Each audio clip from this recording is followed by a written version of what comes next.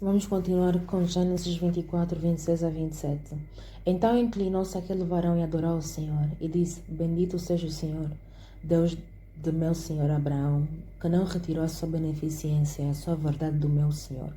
Quanto a mim, o Senhor me guiou no caminho à casa dos irmãos do meu senhor. Adoramos a nosso Senhor Deus. Amém? O servo foi guiado até a casa dos irmãos de Abraão. Rebeca era sobrinha de Abraão. Lembram-se do anjo no versículo 7 a 9. Esse anjo guiou o servo até Rebeca e Rebeca até ele. Os anjos trabalham para nós. Os anjos trabalham para nós guiados por uma palavra do Senhor. Amém? Guiados por uma palavra do Senhor. A palavra diz que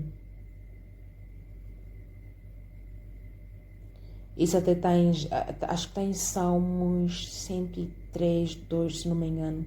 Diz que os anjos obedecem à voz do Senhor. Então, o anjo levou-lhe exatamente para a família, para a parentela de Abraão. Amém? Gênesis 24, 28 a 30. E a donzela correu e fez saber essas coisas na casa de sua mãe. E Rebeca tinha um irmão cujo nome era Labão. Labão, pessoal, é o mesmo tio de Jacó, porque Rebeca vai ter filhos gêmeos. Um deles vai ser Jacó. O Jacó vai trabalhar tipo 14 anos para o seu tio, que é esse Labão, para casar com Raquel. É esse Labão. E Labão correu ao encontro daquele varão à frente.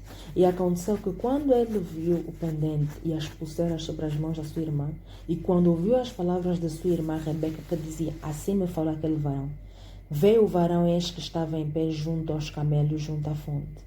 Amém? Então, só para nós vermos que os adornos, o irmão bastou ver e já entendeu: a minha irmã foi escolhida.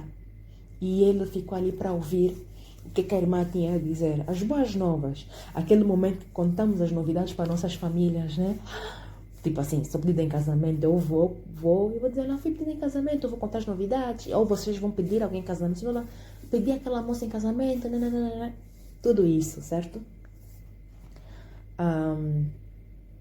Gênesis 24, 31, 32. E disse: Entra, bendito do Senhor, por que estás fora? Pois eu já preparei a casa e o lugar para os camelos. Então veio aquele varão à casa e desataram os camelos e deram-lhe palha e pastos aos camelos e água para lavar os pés dele e os pés dos varões que estavam com ele. Vemos quão hospitaleiros eram, né? Os irmãos, a família de Abraão. Também damos conta que eram do Senhor porque entenderam que aquilo vinha de Deus e receberam muito bem. Então Labão, a família de Rebeca, entendeu que aquilo era um negócio do Senhor. E quando nós entendemos que há pessoas que vêm na nossa vida a partir de Deus, porque realmente há pessoas que vêm na nossa vida enviadas pelo Senhor. Isso é óbvio, tu consegues ver a diferença. E a palavra diz que nós temos que tratar bem a todos, mas principalmente os nossos irmãos da fé. Pessoas que vêm, nós temos que ter muito cuidado de como nós tratamos pessoas que vêm da parte do Senhor na nossa vida. Nós temos que tratar bem essas pessoas. Porque vieram de Deus. E eles entenderam que aquele varão, aquele servo e aqueles moços vieram por parte do Senhor. E foram hospitaleiros e atenderam bem. Porque quando tu fazes isso, tu vai mostrar temor ao Senhor. Porque se o Senhor enviou, há um propósito. E eu não posso maltratar quem veio por parte de Deus. Então nós temos que ter muito cuidado como nós falamos e tratamos quem vem por parte de Deus na nossa vida. É muito importante isso. Gênesis 24, 83. Depois puseram de comer diante dele. Ele, porém, disse: Não comerei até que tenha dito as minhas palavras. E ele disse: Fala. Aqui eu achei o servo. Tu realmente vias que era um servo não só de Abraão, mas um servo de Deus. Que ele entendeu que, primeiro, eu vou falar. Primeiro eu vou pôr o negócio do Senhor à frente de tudo. Né? O servo pôs os negócios do Senhor à frente de tudo.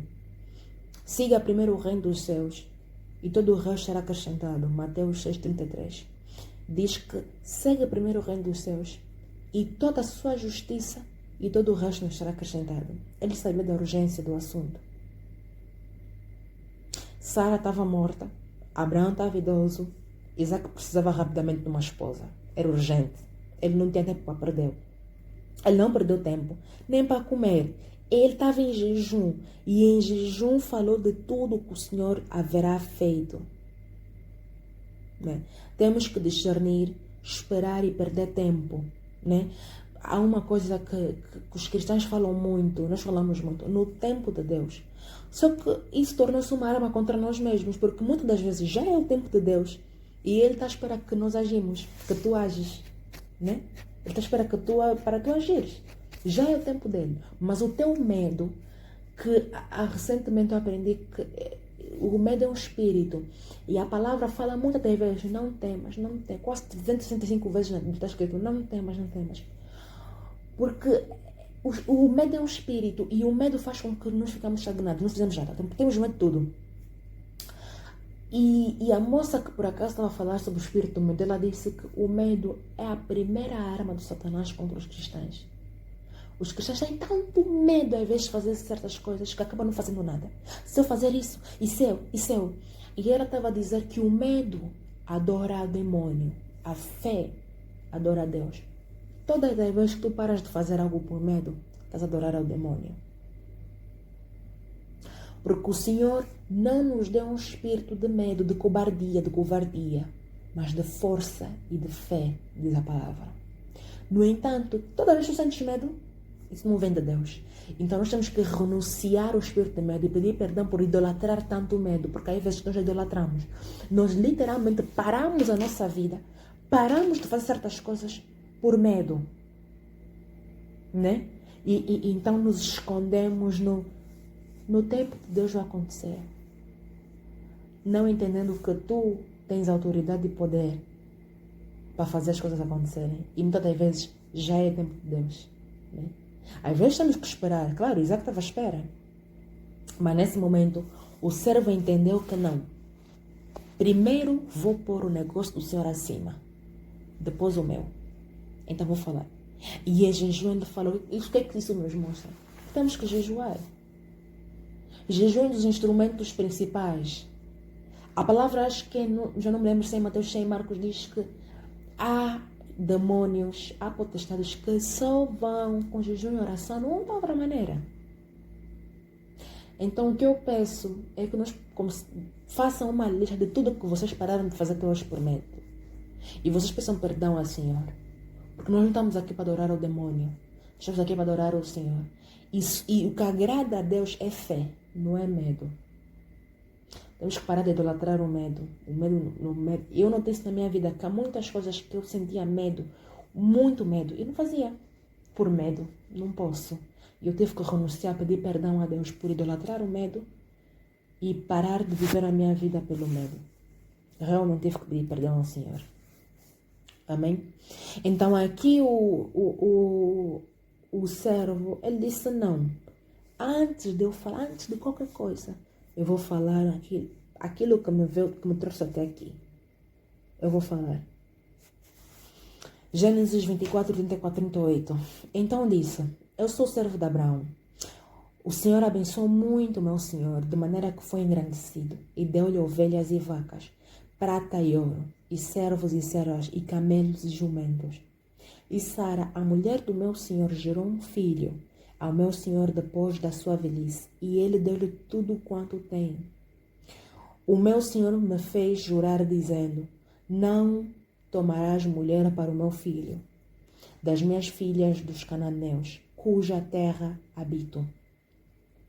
Irás, porém, à casa do meu pai e à minha família, e tomarás mulher para o meu filho. Aqui tem muita coisa.